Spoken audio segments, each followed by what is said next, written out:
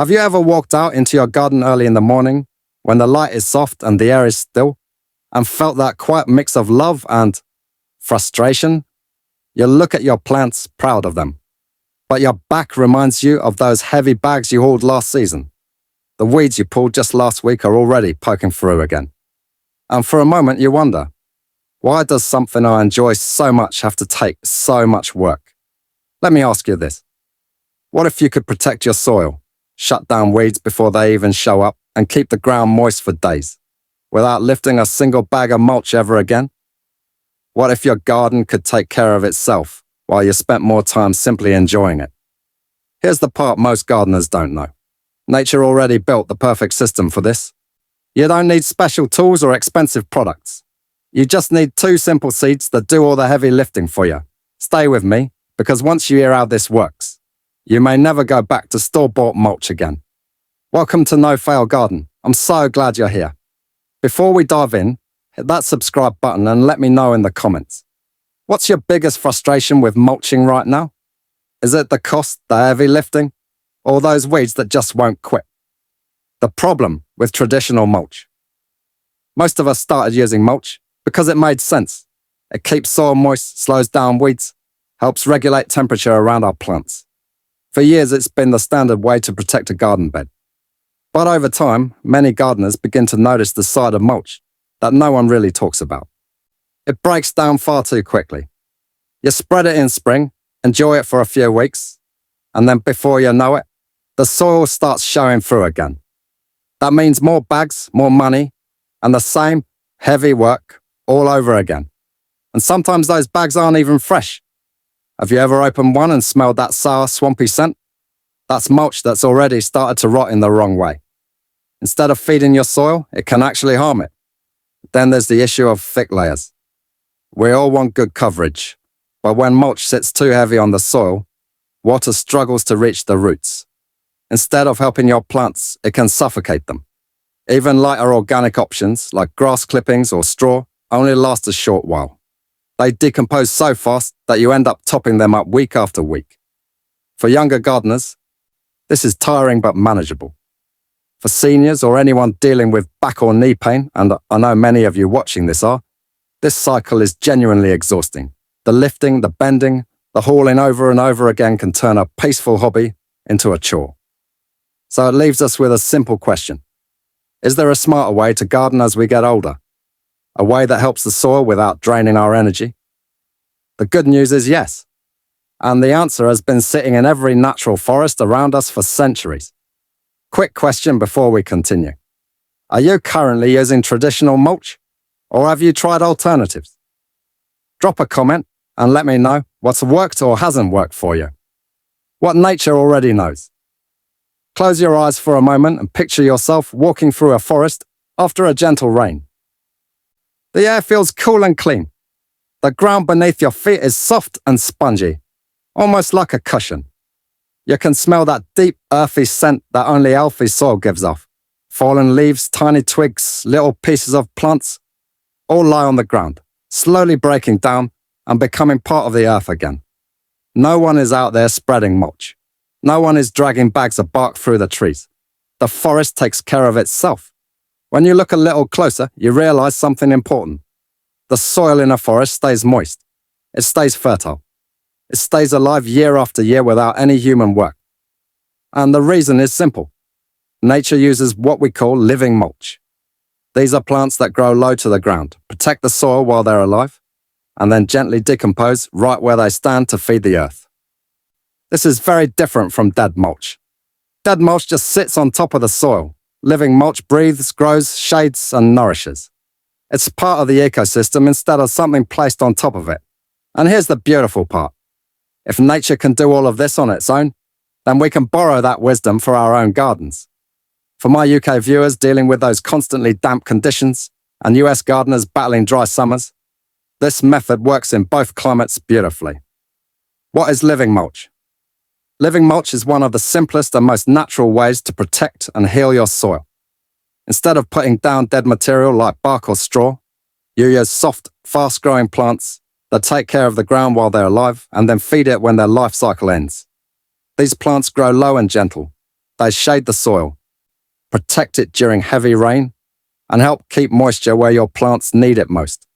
As they grow, their roots move through the earth and break up compacted layers that have been hard for years. They create little pathways that air and water can travel through.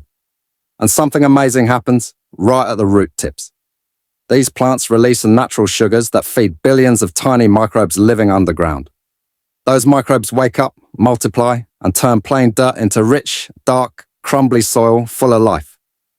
This is where your garden begins to feel different. The soil starts acting like a living sponge. When you hold it in your hand, it doesn't clump or feel heavy. It breaks apart softly and stays moist much longer than before. That means less watering, fewer weeds, and stronger, healthier roots. But it's important to choose the right plants. Some ground covers spread too aggressively. Others rob nutrients from your vegetables or attract pests. That's why two specific plants stand above the rest. Two gentle workhorses that farmers, homesteaders, and gardeners use to build incredible soil with almost no effort. I'm curious, have any of you tried cover crops or green manure before? What was your experience? Let me know in the comments. Meet Phacelia, the gentle healer. Let me introduce you to Phacelia. If you've never seen it before, imagine a plant that looks like it belongs in a peaceful meadow at sunrise. Its leaves are delicate and fern-like. Its stems are light and airy. And when it blooms, the flowers unfurl into soft lavender curls that bees absolutely love.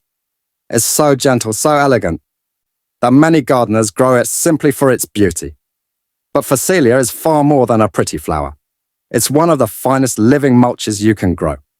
It sprouts quickly, often within 10 days, and spreads into a soft cushion of green that protects your soil from the sun and keeps weeds from taking over.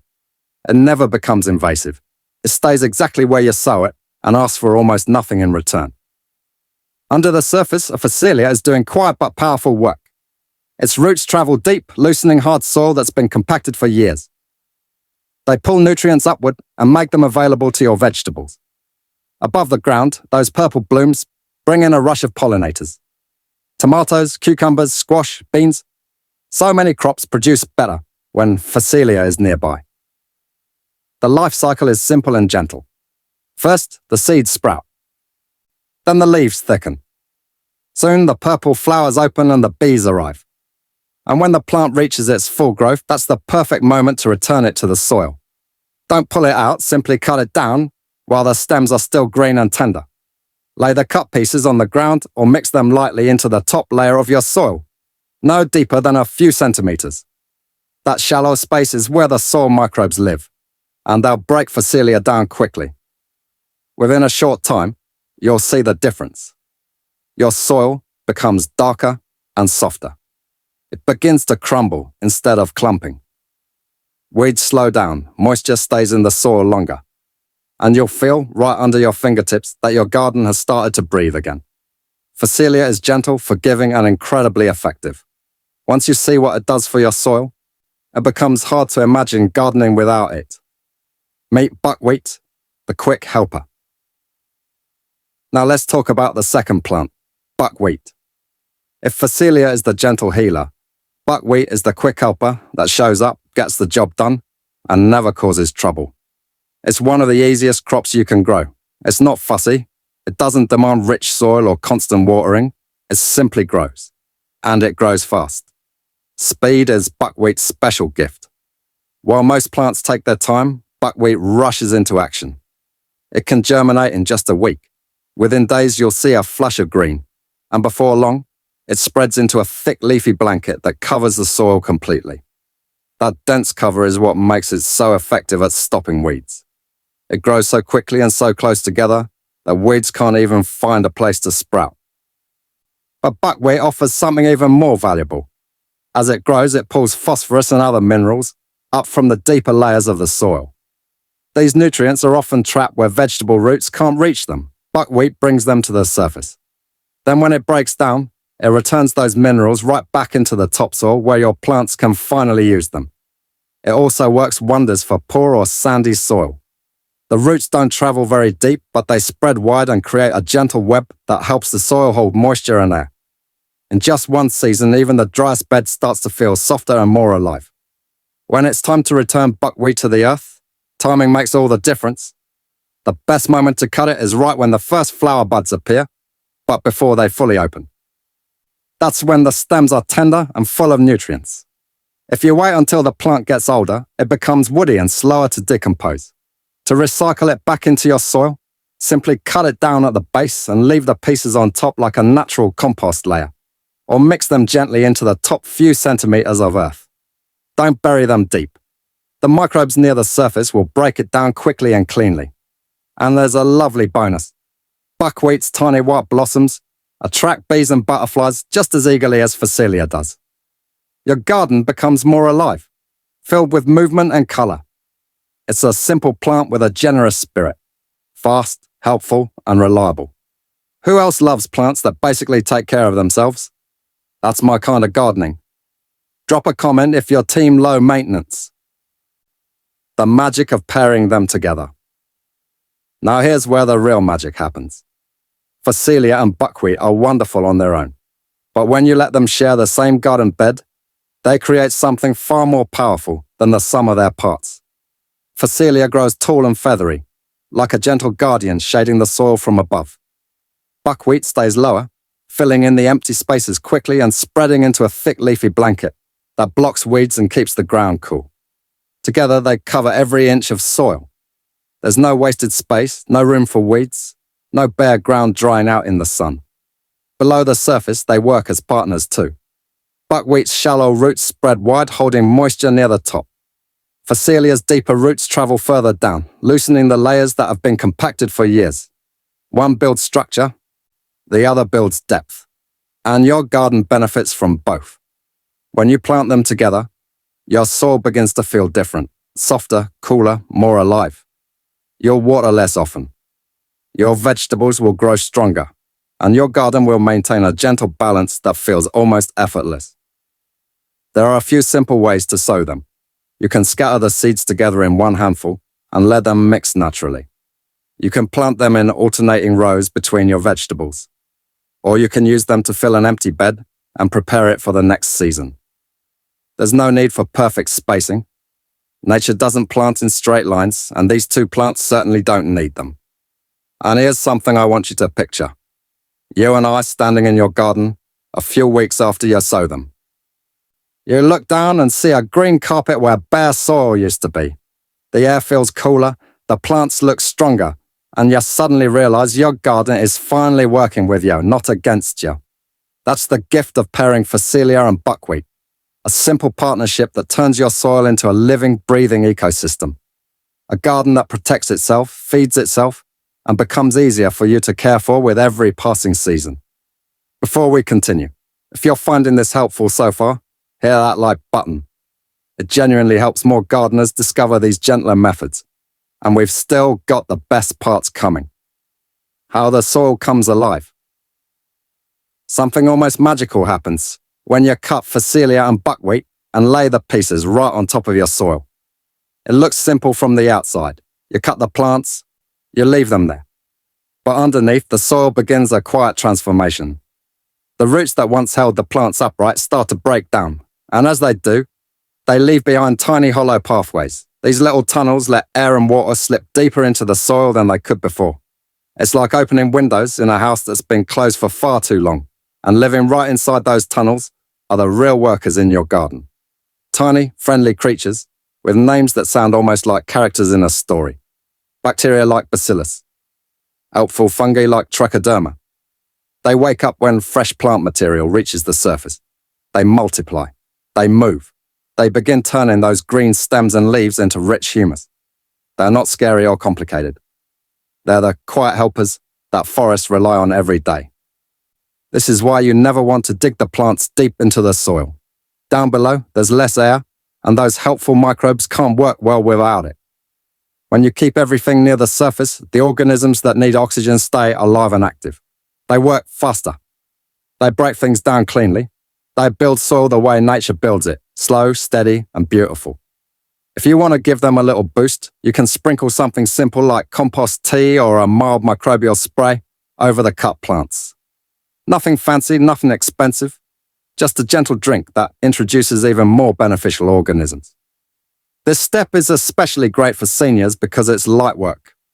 A watering can, a little tea, and you're done. And the most important thing to remember is this. You're not just improving your soil for one season. You're starting a long-term process of healing. Every time you grow these plants and return them to the soil, you add more organic matter. You invite more life beneath the surface. You make your garden easier to care for every year. This isn't a quick fix. It's a slow, natural investment that pays you back with less work and more joy. What you'll notice after one season. After one season of using Phacelia and Buckwheat as living mulch, your garden will begin to feel different. And I say feel, because this isn't just something you see with your eyes. It's something you experience. The soil will become darker and softer. When you pick it up, it will crumble gently through your fingers instead of turning into hard clumps. You'll notice it smells richer too, almost like a forest floor after a morning rain. Water will sink into the soil more easily and stay there longer. That means you won't need to water nearly as often, which is a blessing for any gardener, especially those of us who don't want to drag hoses around in the heat. Weeds won't disappear completely, but they'll be fewer and much easier to pull. Some will slide right out with a gentle tug because the soil has loosened so much, and your vegetables and flowers will tell their own story. Their roots will grow deeper. Their stems will grow stronger. Their leaves will stay greener, even in dry spells. You'll see a difference in the health of every plant because the soil is no longer fighting against them. It's supporting them. But the biggest change often happens inside you.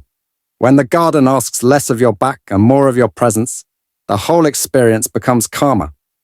You spend more time walking slowly between the beds, noticing small things, a new bloom, a bee resting on a flower, the coolness of the soil when you touch it.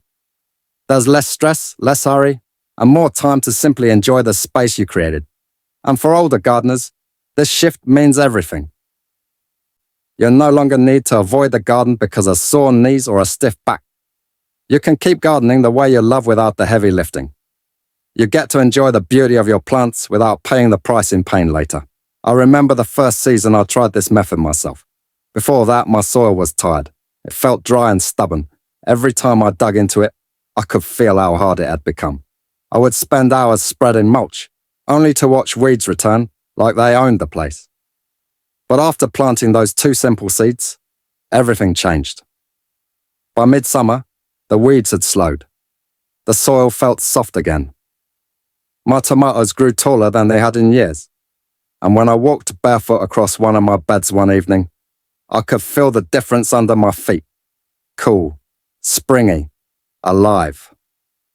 It was the first time in a long time that my garden felt effortless. And that's when I knew this wasn't just a gardening trick. It was a return to the way nature wanted things all along. Has anyone else had that moment where your garden just suddenly clicked? Where everything felt easier? I'd love to hear your story in the comments. How to get started. When you're ready to try this in your own garden, start simple.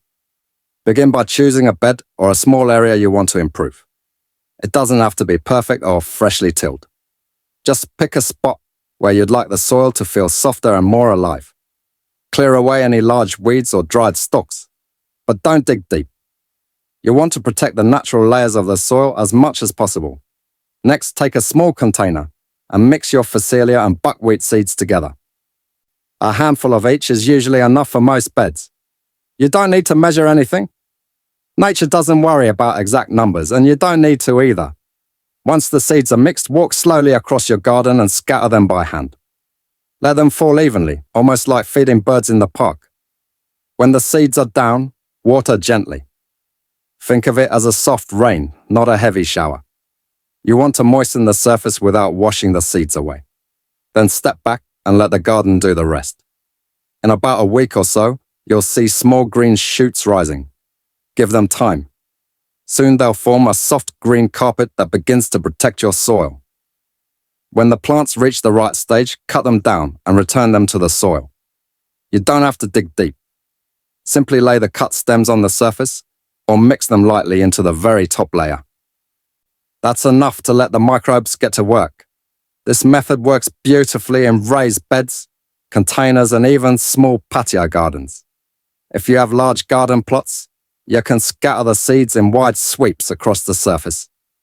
And if you live in a warm climate, UK summers or southern US states, planting in early spring and again in late summer helps your living mulch establish quickly. For cooler areas, spring plantings usually do best. Here's a little pro tip. If you want even better results, toss a tiny handful of compost over the seeds before watering. Not much, just enough to give the young shoots a friendly start. And if you want to keep things easy, water early in the morning so the soil can hold that moisture throughout the day. Gentle warnings and common mistakes. Now before you begin, it helps to know a few gentle warnings. The first is to avoid planting your living mulch too close to very hungry crops when it's still young. Plants like corn or pumpkins can overshadow the seedlings before they get established. Give the living mulch a little space at first. Once it's rooted well, it can grow beside almost anything. Another common mistake is overwatering. It's easy to think that more water equals faster growth. But these plants prefer a moderate amount. Too much water makes their stems weak and slows the whole process.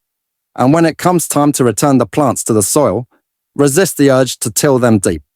Deep digging buries the stems where there's less air, making decomposition slower and less effective. One more thing. Don't give up too early. The first few weeks might seem slow, especially if you're used to instant results. But nature works at her own pace. What begins quietly on the surface becomes something powerful beneath your feet in time. If something goes a little wrong, don't worry. Gardens are forgiving places. They adjust, they heal, and they teach us how to slow down and pay attention. The key is to observe and adjust gently, letting the garden guide you instead of trying to control every step. What mistakes have you made in your garden that taught you something valuable? I think we all have those stories. Share yours in the comments. A final thought. Once you begin gardening this way, something shifts. You start to feel the rhythm that's been part of nature long before we came along. The garden becomes more than just rows of plants. It becomes a community. Every root, every insect, every drop of water playing a small but important part in the whole system. Living mulch isn't just about improving your soil. It's about learning patience again. It's about letting the earth teach you how to move slowly and be present. Those of us with more years behind us understand this more than anyone. Age brings wisdom. It teaches us when to act and when to step back. This method honors that wisdom. It lets you garden with more ease, more grace, and far less strain on your body. And it brings back that deep joy that comes when the garden finally feels like a partner, not a chore. So before you lift another heavy bag of mulch, try something gentler. Scatter a handful of seeds in just one small patch. Watch how the soil changes over a few weeks. Notice the color, the texture, the way the plants seem happier. And pay attention to how you feel too. Maybe a little more relaxed, maybe a little more connected. Wrapping up. If this message has helped you, if it's given you even one moment of clarity, I invite you to take the next step. Like this video so more gardeners can find it. Share it with a friend who's tired of bending and hauling and wants something easier. And subscribe to No Fail Garden for more simple nature-based gardening tips, made especially for those of us who know that growing never truly stops, whether we're growing plants or growing ourselves. Drop a comment and let me know. Are you going to try Phacelia, buckwheat, or both? I genuinely read every comment and love hearing from you. Thank you for joining me on this journey. May your soil grow richer, your garden grow gentler, and your spirit feel lighter with every season you spend close to the earth. Remember, there's no such thing as a garden failure, just learning opportunities. Happy growing, and I'll see you in the next one.